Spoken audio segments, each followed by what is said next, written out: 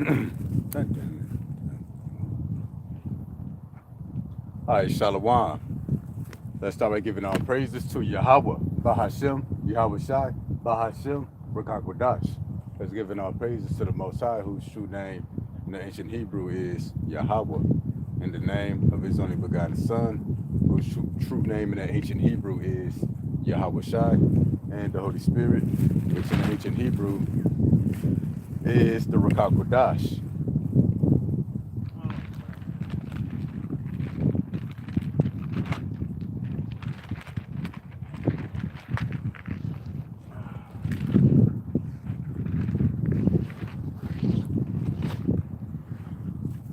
Double honors to the elders of GMS who taught us this truth by the Holy Spirit. Honors to the brothers risking their life and freedom to push the gospel. Peace and blessings to the elect who would be the so-called Negroes, Latinos, Native Americans who make up the lost 12 tribes of Israel. According to scripture and prophecy, the elect will be 1/3 of the Israelites who in the last days will return back to Yahweh Bahashem, Yahweh Shai, for salvation, while the 2/3 of Israel who don't seek the Lord in time be destroyed with America.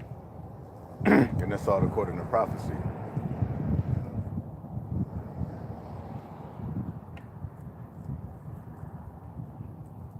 All right, so we back with another live lesson through the mercy of Yahweh Bashim Yahweh Shai.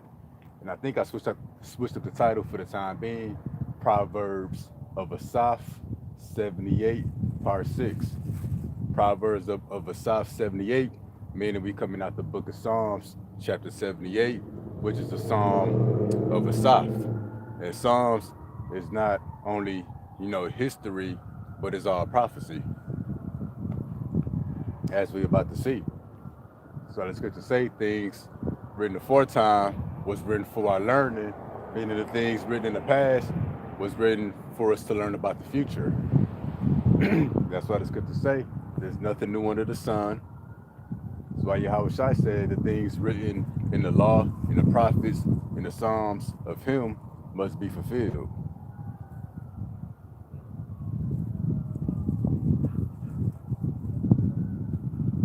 So we're going to pick up where we left off last week in Psalm 78. And I believe we left off at verse 23, but we're going to start at verse 20 to lead us into 23. Behold, he smote the rock that the waters gushed out. And what does it talk about? The miracles that he did in the wilderness after he brought our forefathers out of ancient Egypt, when he was in the wilderness for those 40 years. Behold, he smote the rock and the waters gushed out and the streams overflowed. Can he give bread also? Can he provide flesh for his people? So, the people was constantly murmuring and questioning and complaining against the Lord.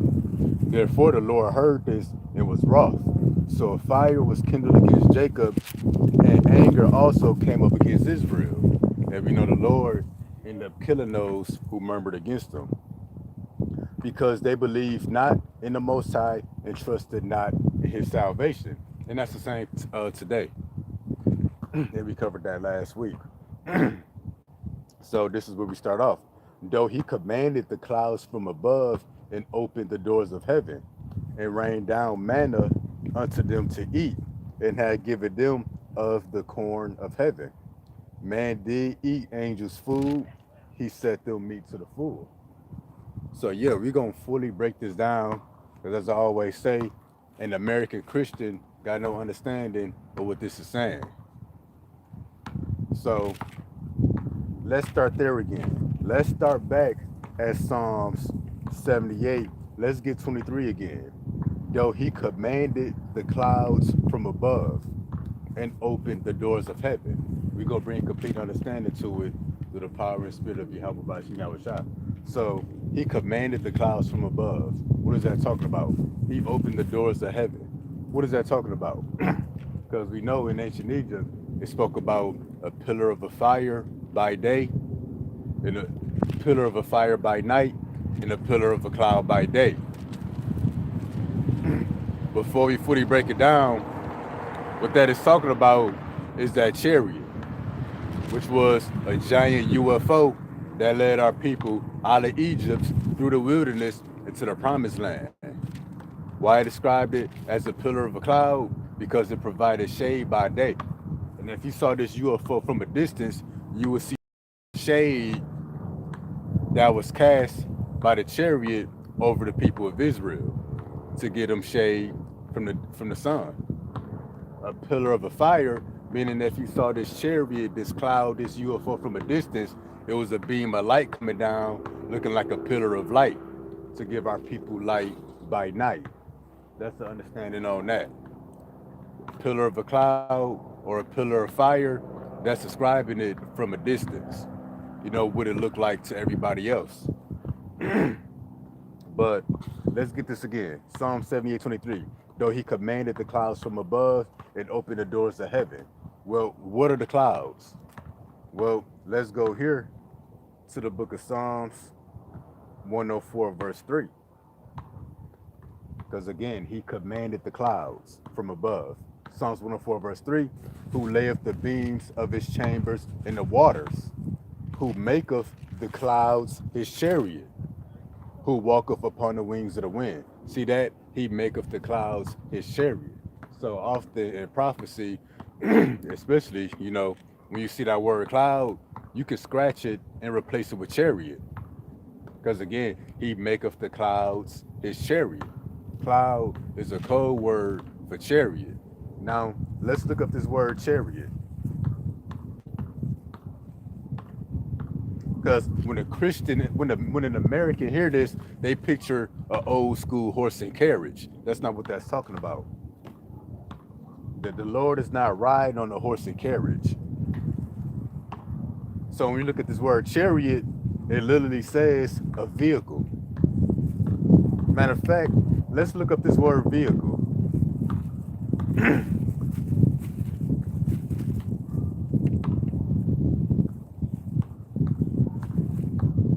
It says a vehicle, a thing used for transporting people or goods, such as a car or truck. In this case, it can also be a UFO. See that? Now, I got something else I'm gonna get real quick saved to my phone. I got the literal breakdown of the word chariot. So I'm gonna get Psalms 104 and 3 again. Who layeth the beams of his chambers in the water, who maketh the cloud his chariot.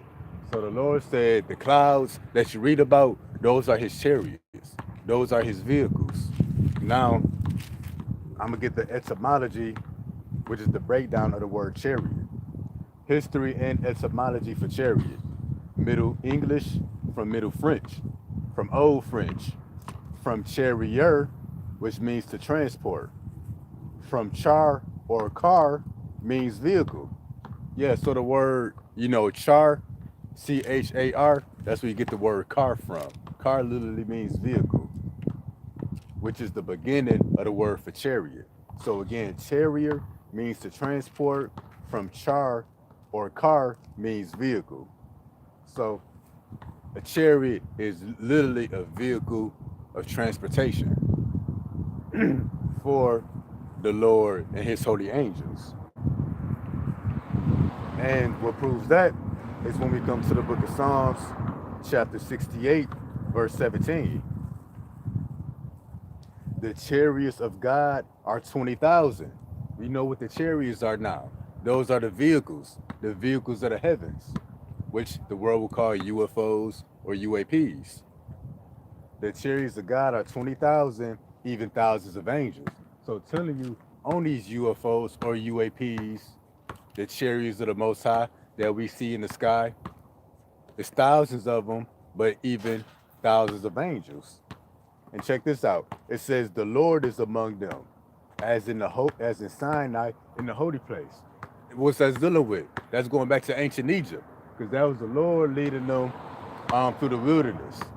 You know, so on these chariots, the vehicles of the heavens, the scriptures might call them clouds. He make up the clouds his chariots. 20,000 and thousands of angels. And among those chariots, among those angels, even the Lord himself is there.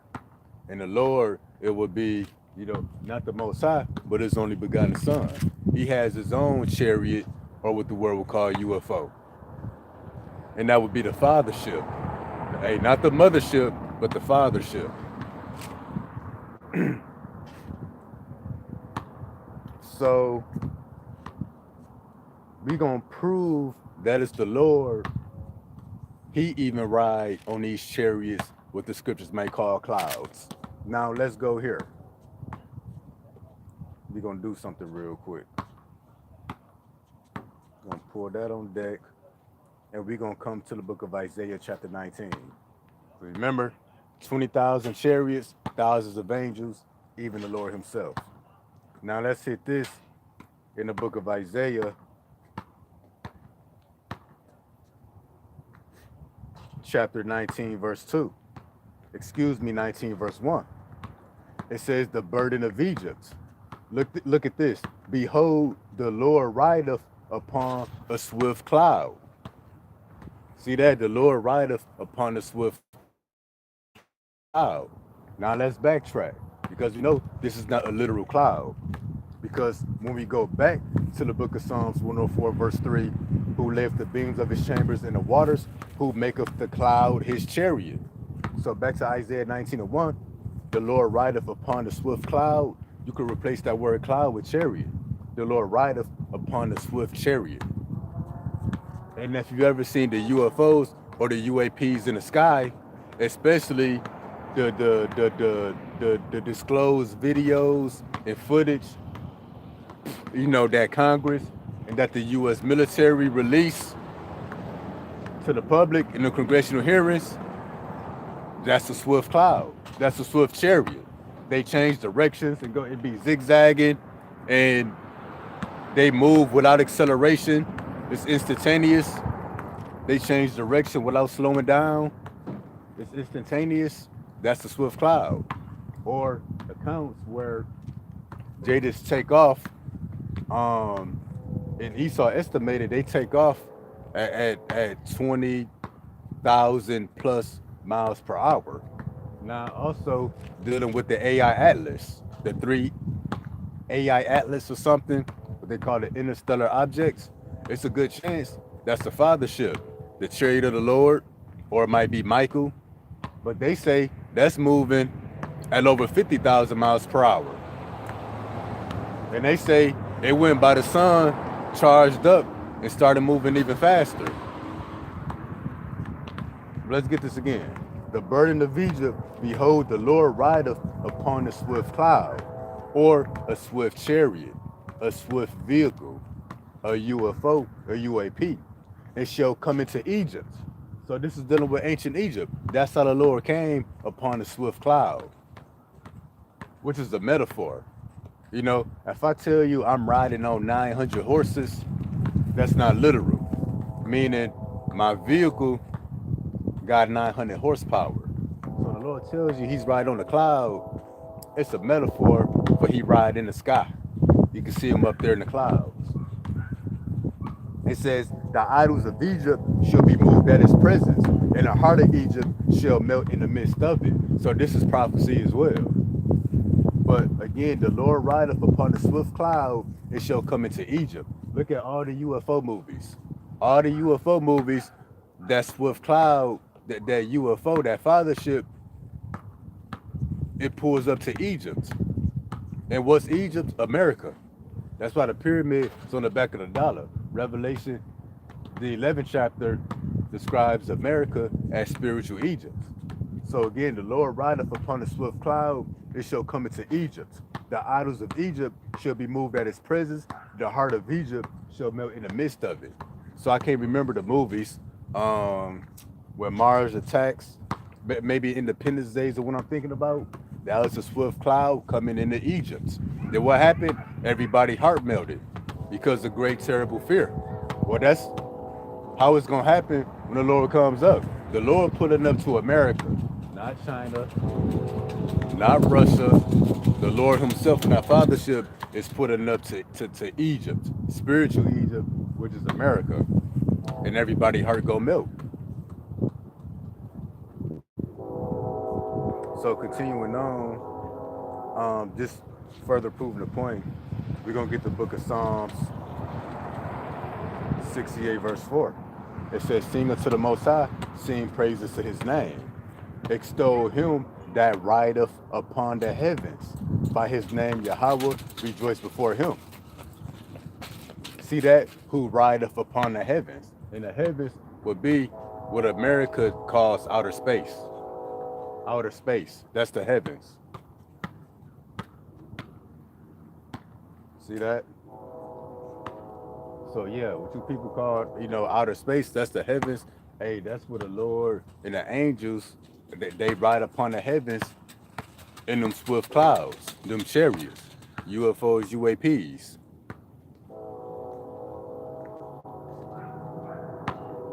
That's why when you look at ancient hieroglyphs, especially in ancient Egypt, and really, elsewhere, they got UFOs drawn. Those are the vehicles of the heavens. Those are the vehicles of transport for the holy angels. And guess what? Our forefathers, they been made contact with life outside of Earth, if you want to call it that. Adam, Moses, they was making contact with extraterrestrials, but not monsters from another planet. The extraterrestrial life would be the holy angels.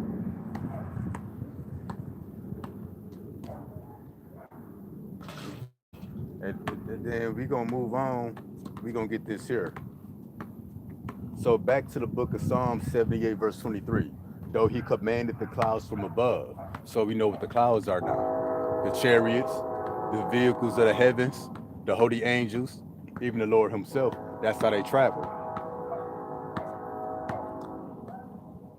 But again, it says, though he commanded the clouds from above. So what you see, the world calls UFOs, UAPs, it's not a random thing that they hear. They not here at random. They here on an assignment. Because again, it said he commanded the clouds from above. So the UFOs, the UAPs, they're here on an assignment.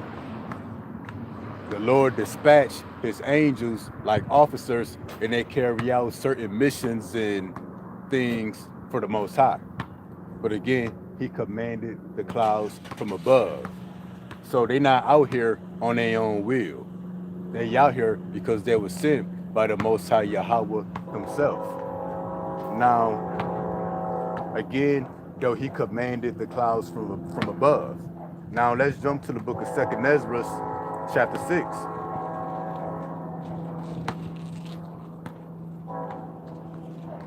So even here in the last days, the UFOs, UAPs, the world calls unidentified flying objects or unidentified aerial phenomena. No, they here because of the Lord. Because it's about that time. Now this is 2nd Ezra chapter 6. This is verse 18. And it said, behold, the days come that I will begin to draw nigh and to visit them that dwell upon the earth. So the Lord, his only begotten Son, will begin to draw closer and closer to the earth. That's why you got the interstellar space objects, 3i Atlas. That might be Michael. And then it's a bigger one. It's called R2 Swan or something. That might be the father ship. That might be Yahweh Shai himself. And then there was others in the past. Hamualua. I can't think of what they call them, but the Lord said he will begin to draw nigh and visit them that dwell in the earth. And that's why you got an explosion of UFO sightings since the pandemic. Because it's about that time. It's about that time. But again, when the Lord said, I will begin to draw nigh and visit them that dwell upon the earth, because it's about that time, the Lord sent them here in the last days. But that's why it say, though he commanded the clouds from above. Every UFO, every UAP, every holy angel that's out there, they're here on an assignment. But again, Psalms 78:23, though he commanded the clouds from above and opened the doors of heaven. So the UFOs, the angels, UAPs, the chariots, whether it's back then or today, what are they here for? Because again, he said he commanded the clouds. So the Lord sent an assignment, but what's that assignment? It's to bring salvation. That's why when we come to the book of Psalms, chapter 44, verse 4, it say, Thou art my king. O Lord, command deliverances for Jacob. See that? Command deliverances for Jacob.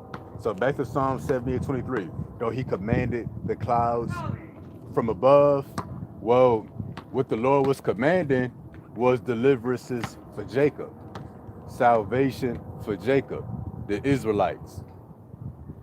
All of ancient Egypt, that was our first salvation.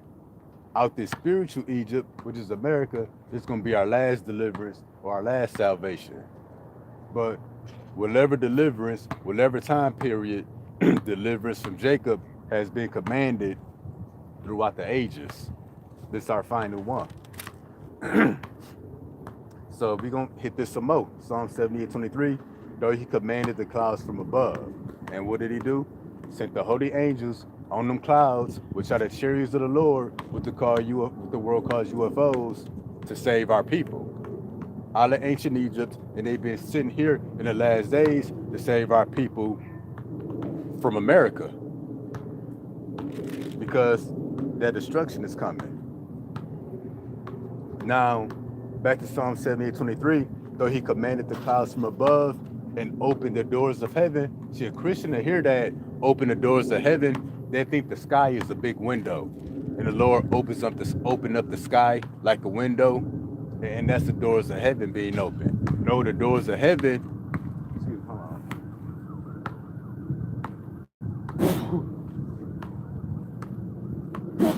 Excuse me.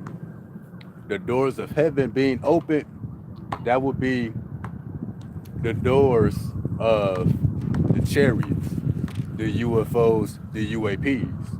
Because a door is nothing but a gateway. You know, it's an entry and an exit. All vehicles have doors. Because remember, the chariots are nothing but vehicles of transportation for the Lord. So there's a way inside and there's a way to get out. That's the door. Whether it's a car, a boat, an airplane, all vehicles have doors. But when it says, though he commanded the clouds from above, it's to bring mercy, salvation. It says, and open the doors of heaven. Well, the doors being open, that represent mercy being open to the Israelites. Those are the doors of mercy, the doors of salvation being open for the Israelites. So yeah, the doors were literally open, but there was even a symbolic meaning behind it. And we're going to show that. Because these doors being closed, that represent the doors of mercy, the doors of salvation being closed off. Though he commanded the clouds from above and opened the doors of heaven. Now we're going to show that the UFOs, the UAPs, the chariots of the Lord, they got doors. And the doors being open, that represent mercy and salvation open for Jacob. But when they close, no more mercy, no more salvation. So we're going to deal with that. So we're going to hit the book of Isaiah, chapter 26, verse 20. And it say this. It say, come my people, enter into thy chambers.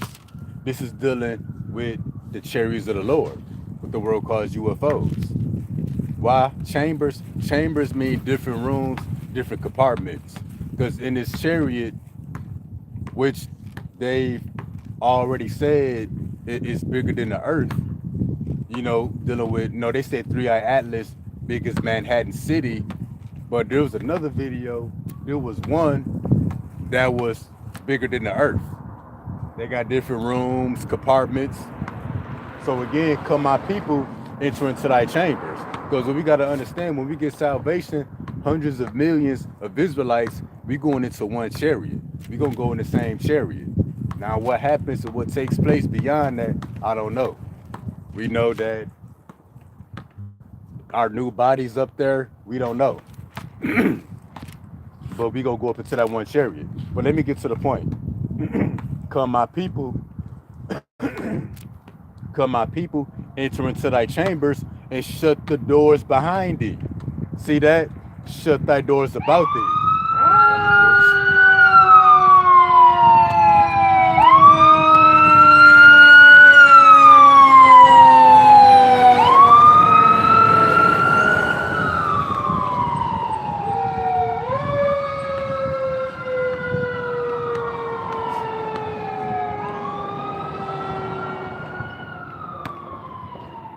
Isaiah 26 and 20. We're going to prove that the chariots got doors. And when it said, Psalm 78:23, he commanded the clouds from above and the doors of heaven were open. That's not a window, a magical window in the sky being open. The doors of heaven represent the doors on that chariot the world calls a UFO. Come my people, enter into thy chambers. And what did I say? A door is it's a gateway, it's an entrance. So to enter into something, it proves you're going through a door. It says, and shut thy doors about thee, meaning come in so the door can shut behind you. Let's see why. Hide thyself as it were for a little moment until the indignation be overpassed. What's the indignation? It's the Lord's wrath.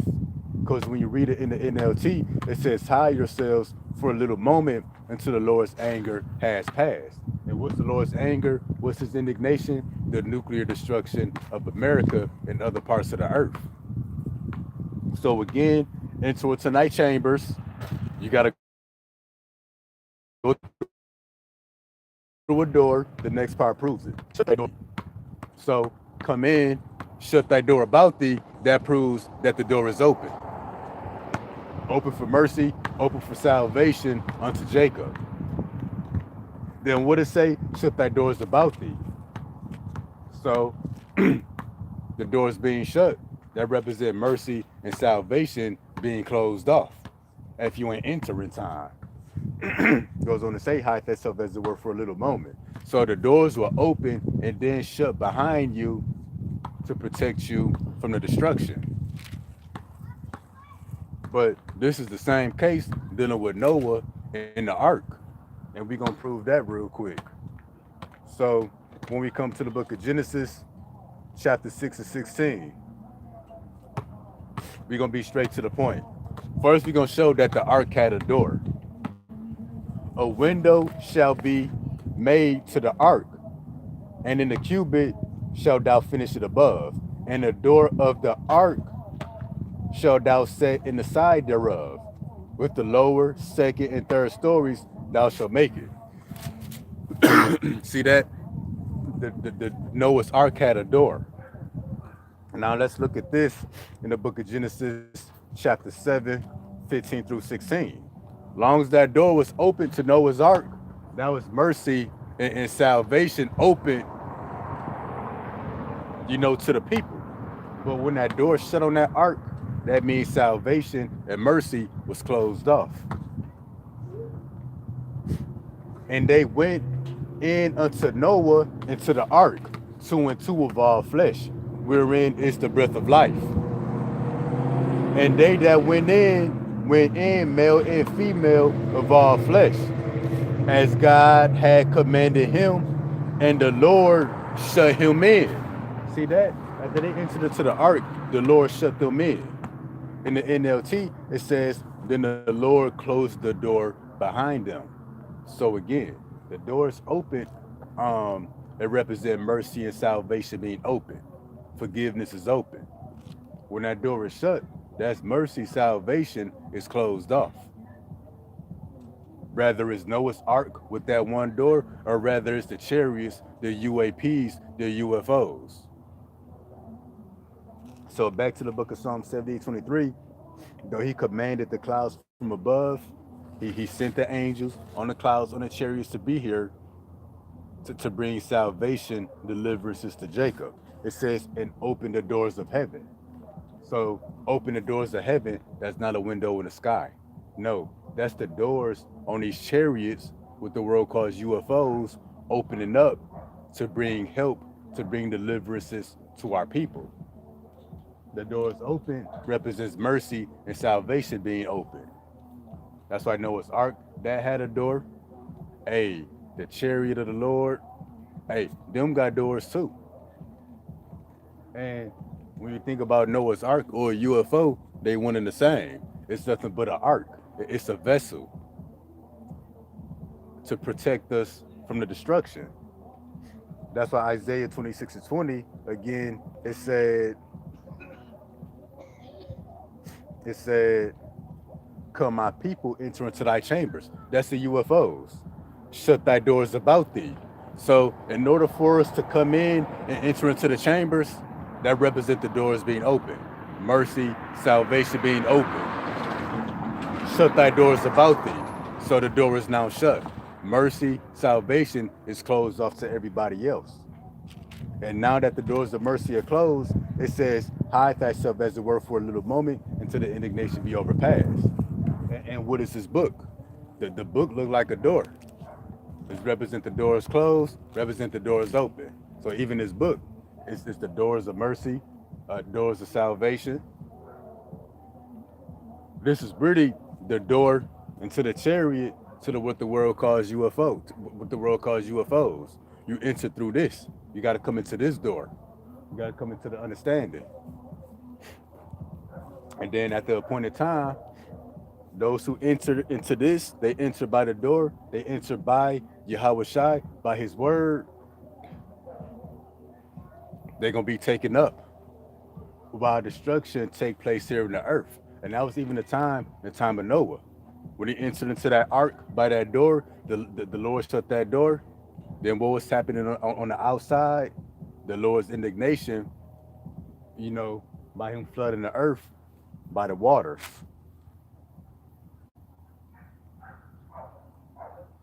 So I think we're going to get this one more time to continue. Though he commanded the clouds from above and opened the doors of heaven. That's the UFOs, the chariots. Open the doors of heaven. Again, it's not a magical window in the sky. The Lord opens a window and the sky open up. No, the doors of heaven represent the doors on them chariots, the UFOs. Because out of that chariot, out of the UFO comes deliverances for Jacob, or that help from heaven. What proves it, it says, and rain down manna unto them to eat.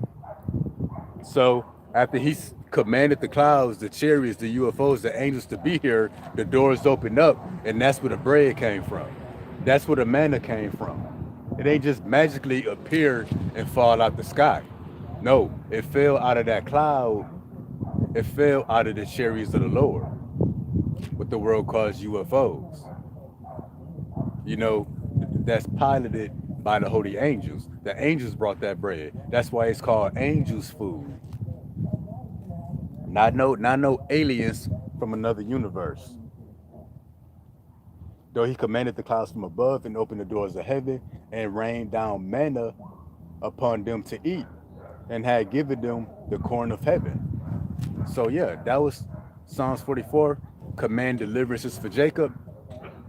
The Lord bringing manna, food to our people in the wilderness. That was a deliverance. Because after he delivered us from ancient Egypt, he delivered us from a famine. So deliverance ain't always got to be, salvation from a destruction, the flood or the nuclear fire. Because I think Psalms 34 and 17, something like that, it said we will be delivered out of all our troubles. So if your trouble is thirst and hunger, the Lord gonna bring deliverance is to you. Okay. And rained down manna unto them to eat, and had given them the corn of heaven. So, hey, that manna, that bread, it was made on the UFO for our people, and the Lord rained it on our people. Man did eat angels' food. He sent them meat to the full.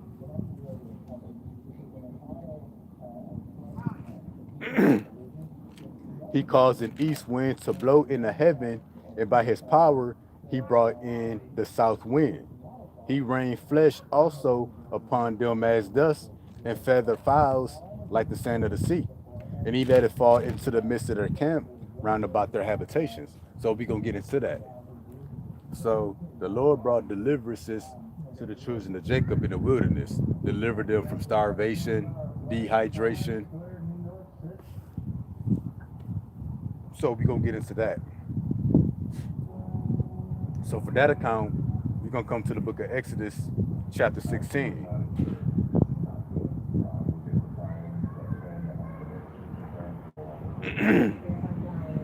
Because again, it said he rained down manna from heaven, that our people ate the corn of heaven.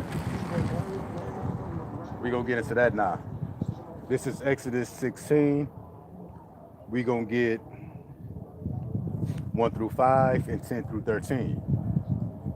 And they took their journey from Elim, and all the congregation of the children of Israel came unto the wilderness of Sin, which is between Elim and Sinai, on the 15th day of the second month of the departing out the land of Egypt. So they about 2.5 months into the wilderness.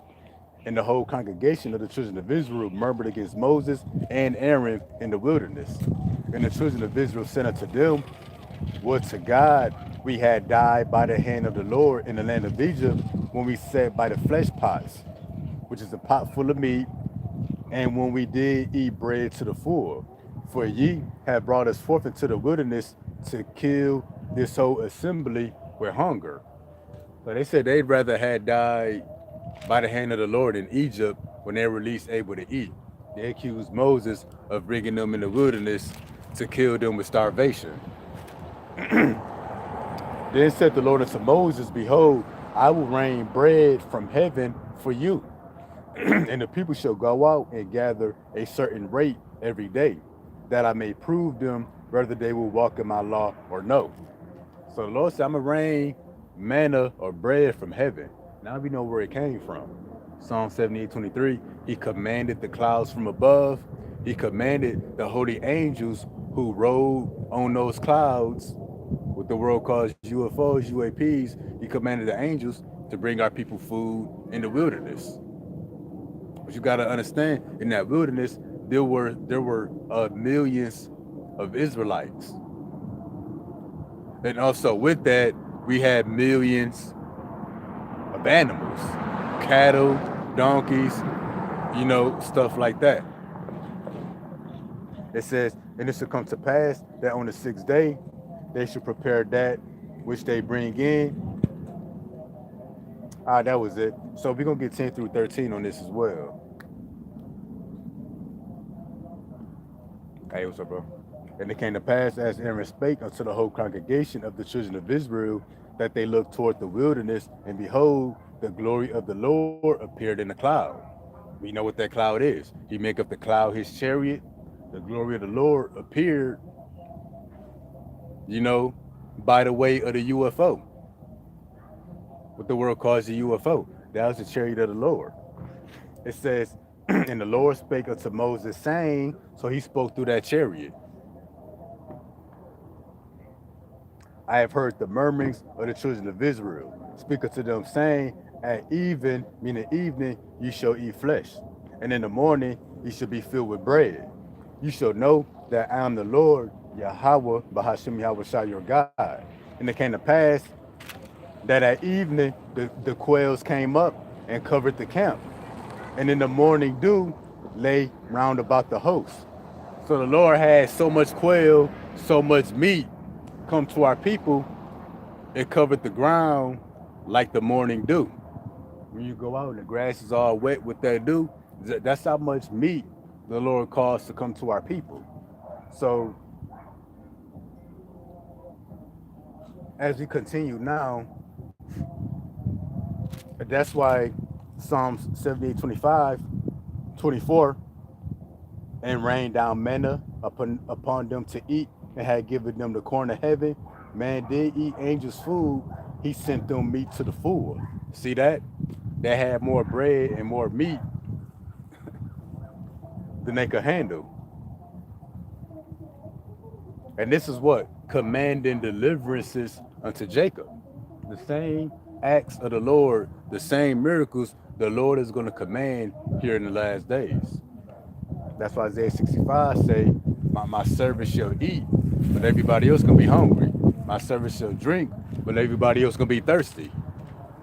Because how we gonna eat? By the clouds or the holy angels that he's gonna command to bring our people food and drink.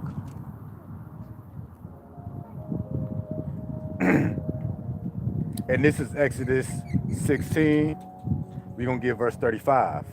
Straight to the point to finish it off. And the children of Israel did eat manna 40 years. Until they came to a land inhabited, they did eat manna until they came to the borders of the land of Canaan. So you got to really picture this. The Lord fed our people from the sky by the holy angels for 40 years. For 40 years, the angels was making bread and dropping it off to our people from the sky. So Psalm 78:23, though he commanded the clouds from above and opened the doors of heaven, the clouds or the chariots, which the world calls UFOs or UAPs, that are flown by the holy angels. So the Lord commanded, the angels to be with our people 40 years in the wilderness. While they did nothing but complain. Fed our people for 40 years.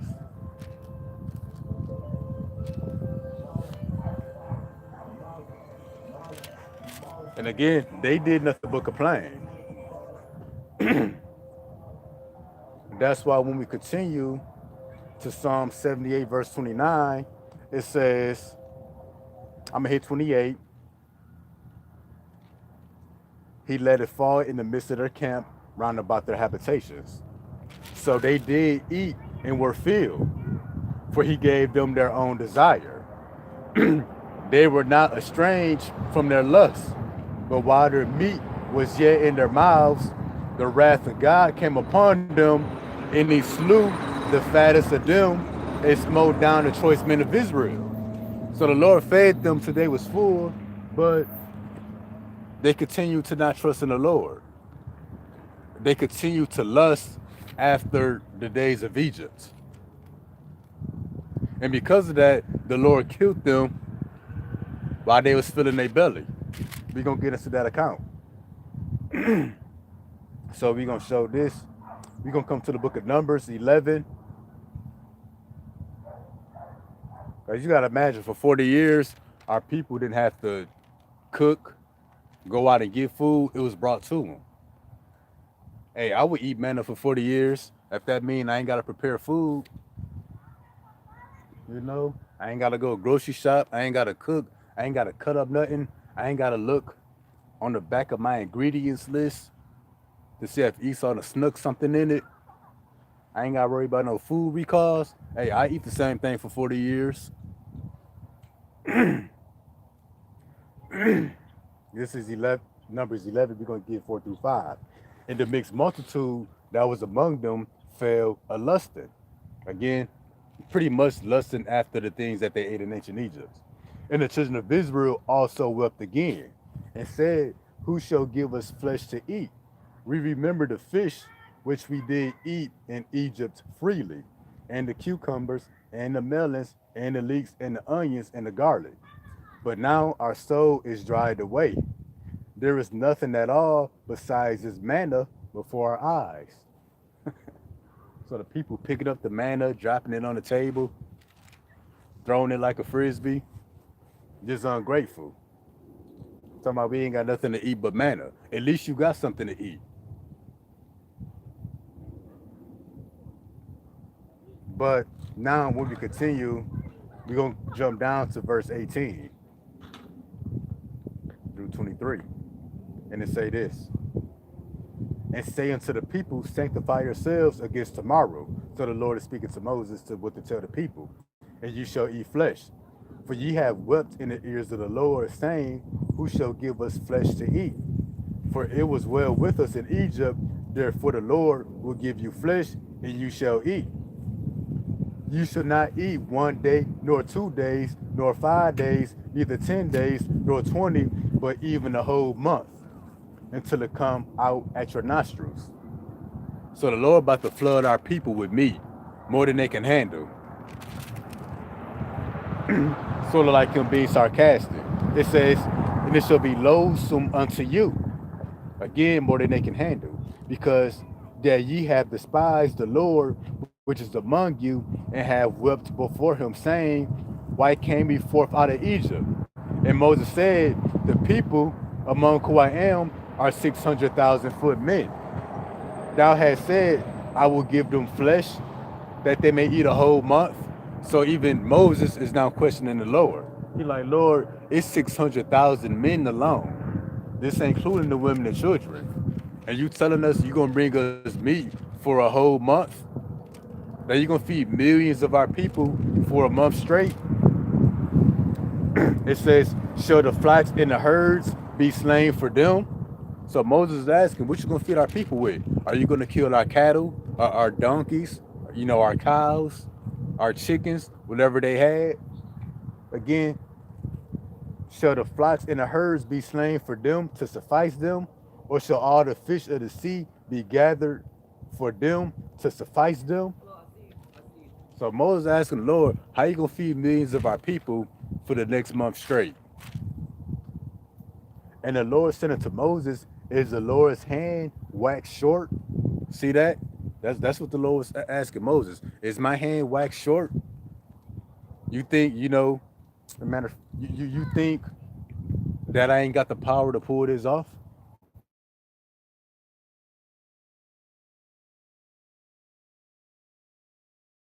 Straight? You think I can't do that? And I'm going to jump here real quick. This is Isaiah chapter 59, verse 1. Behold, the Lord's hand is not shortened that it cannot save, neither his ear heavy that it cannot hear. So you got to understand, the Lord is not limited in his power. He's capable of everything he say he's going to do, rather it's feeding one person or feeding millions of people all at once. Remember how Yahweh shot? He fed thousands of people with a couple loaves of bread and a couple fish. Again, the Lord's hand is not shortened, meaning, it's not out of his reach, it's not out of his power. So back to Numbers 11:23. The Lord said unto Moses, is the Lord's hand waxed short?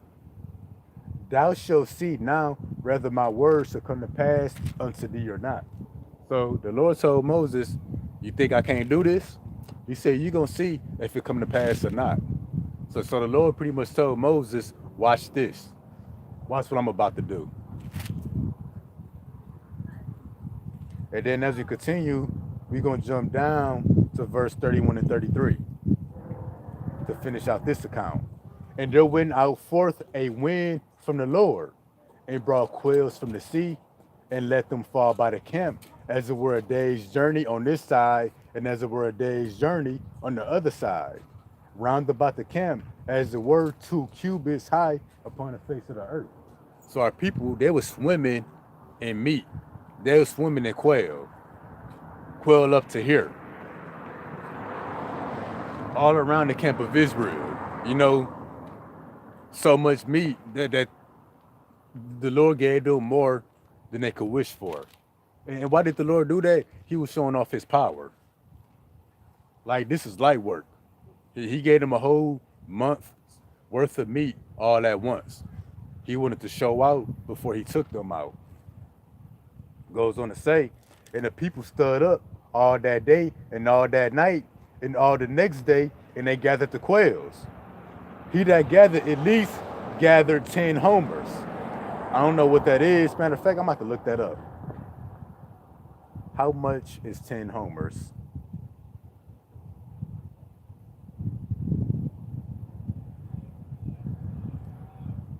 Damn.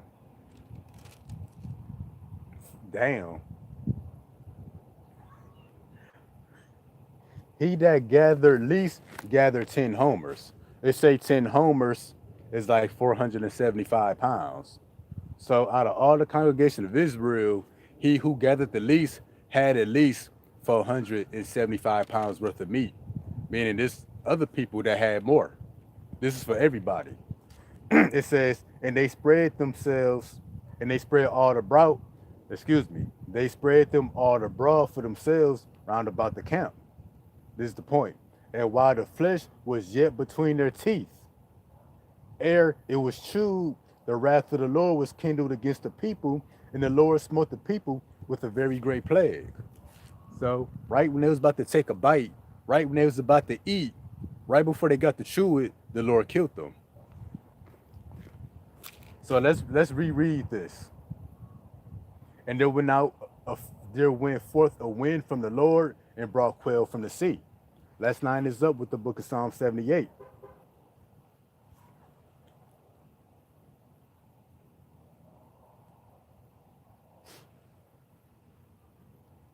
This is Psalm 78, verse 26. He caused the east wind to blow in the heaven, and by his power he brought in the south wind. That's what Numbers 11:31 say. There went forth a wind from the Lord. So what caused that wind? It would have been that cloud, the chariot. The world calls it UFO. It caused the wind pattern to change, to blow a certain way, to gather all that quail. There went forth a wind from the Lord and brought quails from the sea and let them fall by the camp. So again, this is Psalm 78:26. He caused the east wind to blow in the heaven, and by his power he brought in the south wind. He rained flesh, that's the quail, also upon them as dust. So you know, dust, all the little particles, millions of billions of particles, that's how the quail fell from the sky.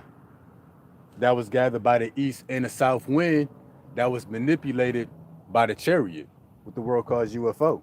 He let it fall in the midst of the camp round about their habitations. So they did eat and were filled, for he gave them their own desire. Again, it said those who gathered, the least person gathered 475 pounds, 10 homers. They were not estranged from their lust, but they continued in their lust. But while their meat was yet in their mouths, the wrath of the Lord came upon them, and he slew the fattest of them and smote down the chosen men of Israel. So while they was about to fill their belly, the Lord hit them with a great plague. So when you read verse 32, the people stood up all that night. Oh, excuse me, 31. He brought forth a wind from the Lord and brought quails from the sea and let them fall by the camp, as it were a day's journey on this side, as it were a day's journey on the other side, round about the camp, as it were 2 cubits high upon the face of the earth. So again, the Lord wanted to stunt. He wanted to show them what he was capable of. Because you had Israel complaining, and then you had Moses questioning it. Like, you're going to feed 600,000 men, plus the women and children? Are you going to gather all the fishes out the sea? Are you going to kill our sheep? Are you going to kill our cattle to feed us? Like, how you going to do it? So the Lord said, is my hand waxed short? So the Lord gave them more meat, more quail than they could wish for. And then, before they got to eat it, the Lord took them out.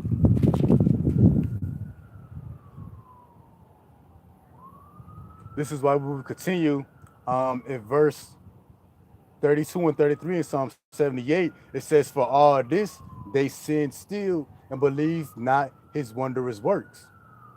Therefore, their days did he consume in vanity and their years in trouble. So over the next 40 years, the Lord consumed our people that lack faith and didn't believe in his works. And see, the Lord about to do that here at the end. Because here it is, the Lord is doing all these works at the end. Signs in the sun, moon and stars, wars, rumors of wars, earthquakes, diverse places, famines, pestilences. Those are the wondrous works of the Lord. Our 2/3 of our people go see all this stuff taking place, and they still not gonna believe.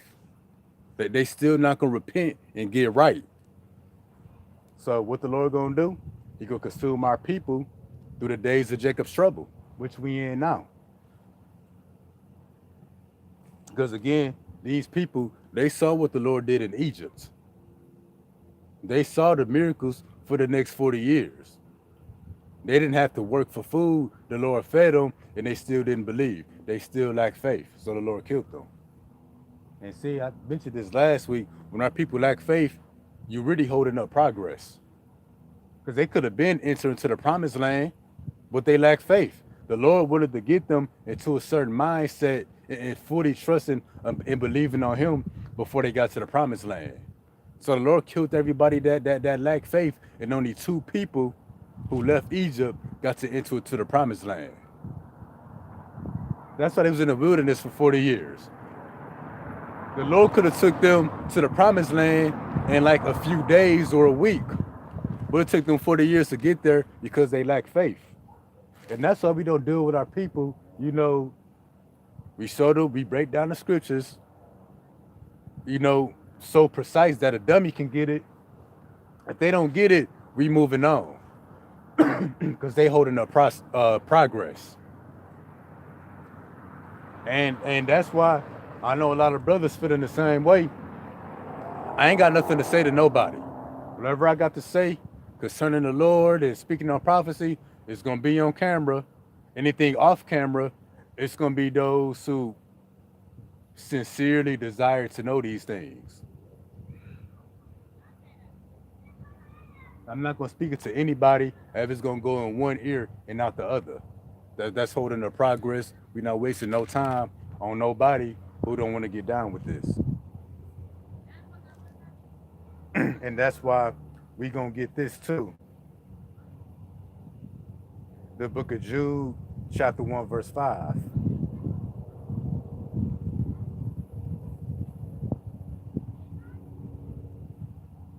Yeah, because we done wasted enough time. We trying to get moving.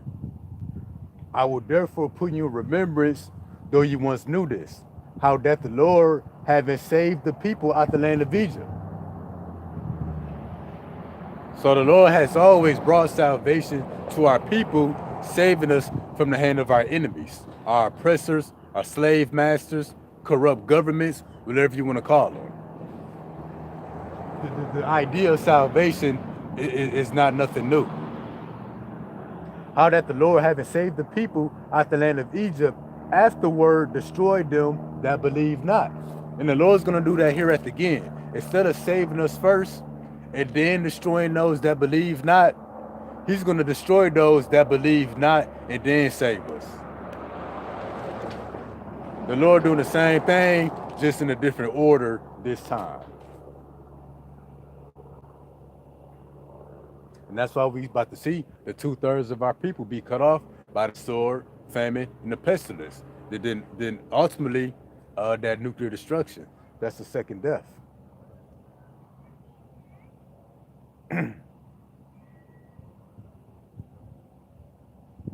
Then as we continue, we're going to get this, the book of 2nd Ezra, 15-4.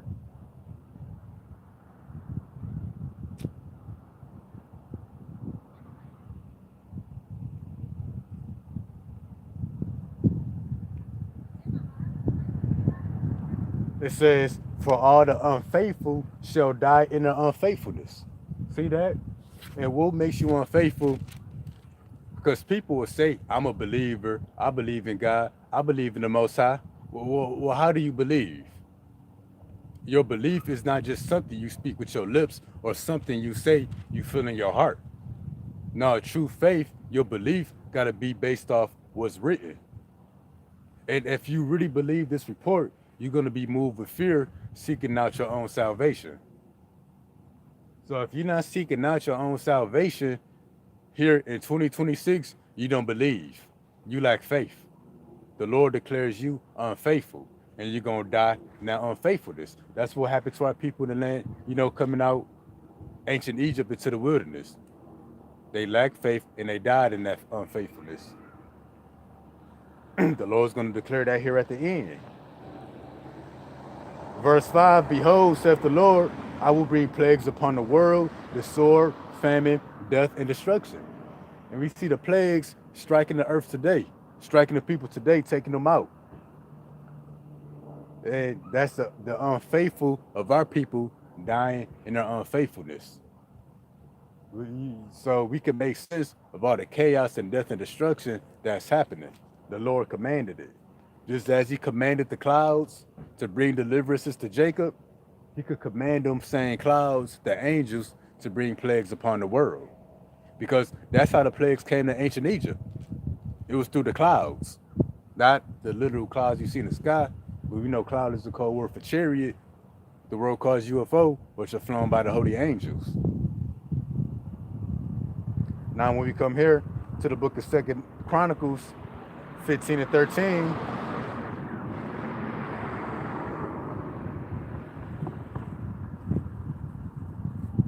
it said, and hold on, that whosoever would not seek Yahweh Bashim Yahushai, God of Israel, shall be put to death, whether small or great, man or woman. In the NLT, it says, will be put to death, whether young or old. So the Lord don't show favor toward the young or toward the old. Whether you elderly and you got dementia, or you an infant and you still wearing diapers.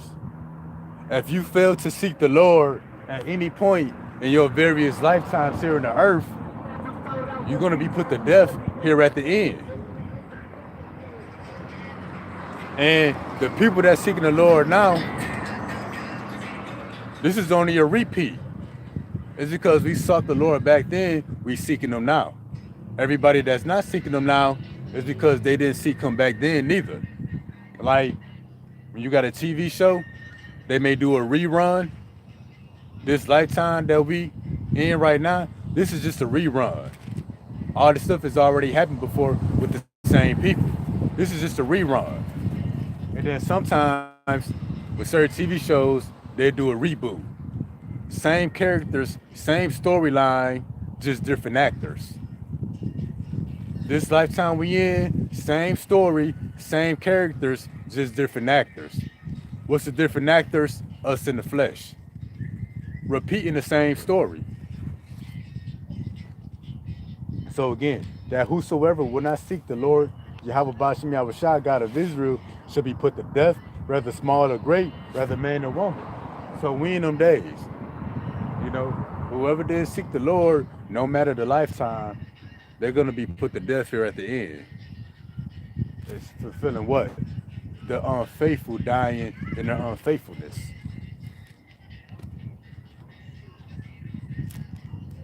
And then we're going to get this in the book of Psalm 78:34. When he slew them, then they saw him, and they returned and inquired early after the Lord.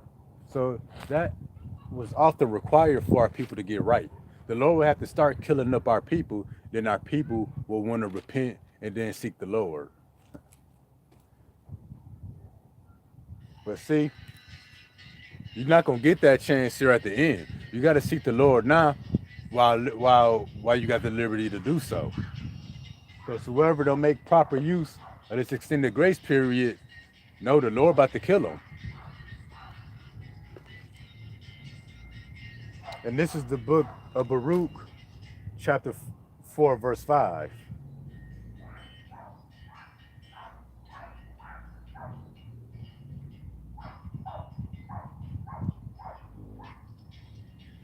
It says, be of good cheer, my people, the memorial of Israel.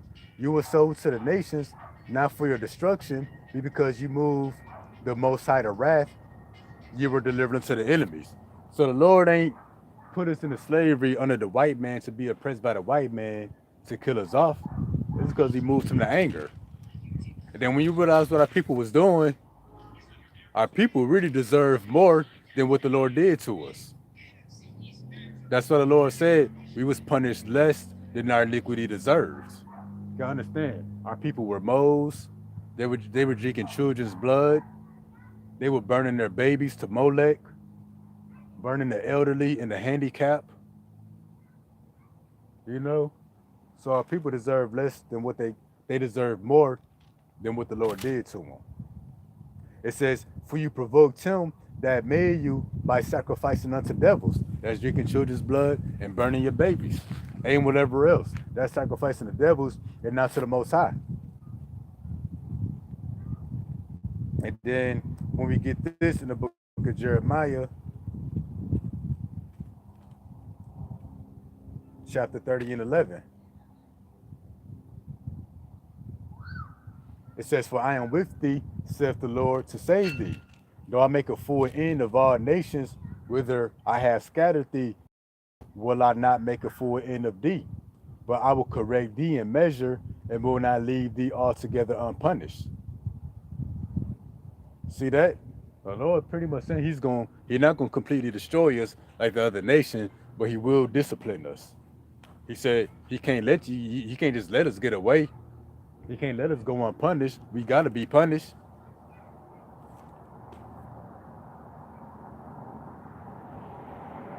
And then back to the book of Baruch, chapter 4, we're gonna get 18 and 25. It says, "For he that brought these plagues upon you will deliver you from the hand of your enemies." And what is the plagues that was brought upon us? Pretty much him, selling us into slavery to our enemies. Because through our enemies were we plagues. Our enemies put the plagues on us. Our enemies put the curses of Deuteronomy on us. But again, for he that brought these plagues upon you will deliver you from the hand of your enemies. And it goes on to say in verse 25, "My children suffer patiently the wrath that has come upon you from the Lord Yahweh Ba'ashem Yahushua. For thy enemy hath persecuted thee, Esau the white man, but surely thou shalt see his destruction." And that's what we see with the collapse of America. This is the destruction. The nations being gathered for war. This is for the destruction of our enemies. "Thou shalt tread upon his neck," meaning what? We gonna put our foot on their neck, and that represent them going into servitude and slavery in our kingdom. And Shalom to daughter Yahweh, Yumanathan Bakar, and the brother Kalab. Yahweh Shema Shabarakadam. We're going to get this from the brother Kalab. This is Isaiah 46 and 13.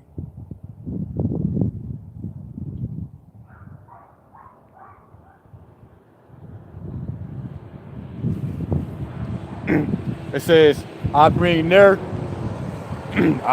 my righteousness, it shall not be far off, and my salvation shall not tarry. And I will place salvation in Zion for Israel, my glory. I'm telling you, salvation is near, is not far off, and salvation is going to be for the house of Israel. But that's why when we get this in the book of Luke 21 and 25,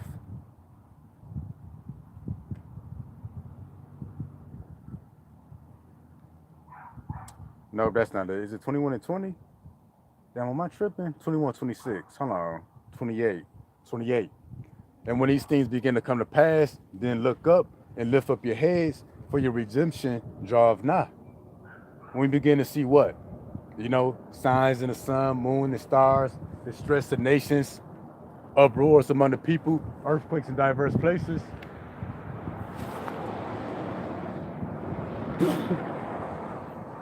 And we are know our salvation is not. Then going back to Psalm 78:23.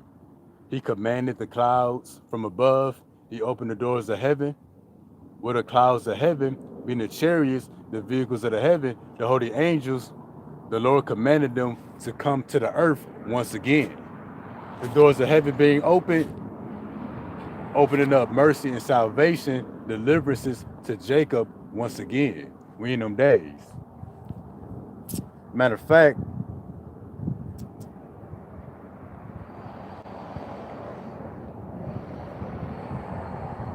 it might be here.